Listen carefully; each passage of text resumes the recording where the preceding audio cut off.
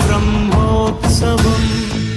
బ్రహ్మాండ నాయకుని బ్రహ్మోత్సవం బహురూపధారునికి బ్రహ్మోత్సవం శ్రీభూసతులతో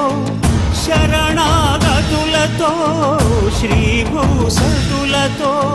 శరణాగతులతో 7 కొండల పైన చక్కగా బ్రహ్మరూపునికి